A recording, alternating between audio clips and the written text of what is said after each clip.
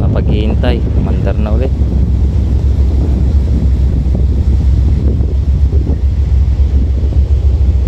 Wala pa yung mooring man na magtatanggal ng lubid nila.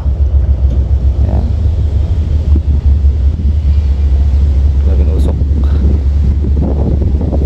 sobrang usok.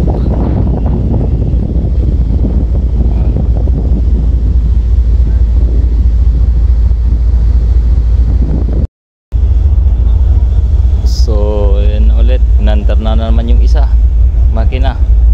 Grabing uso, oh. Sakit sa ilong. Bye bye, happy trip. Ayun, wala nang makita. Too much fog. Too much usok.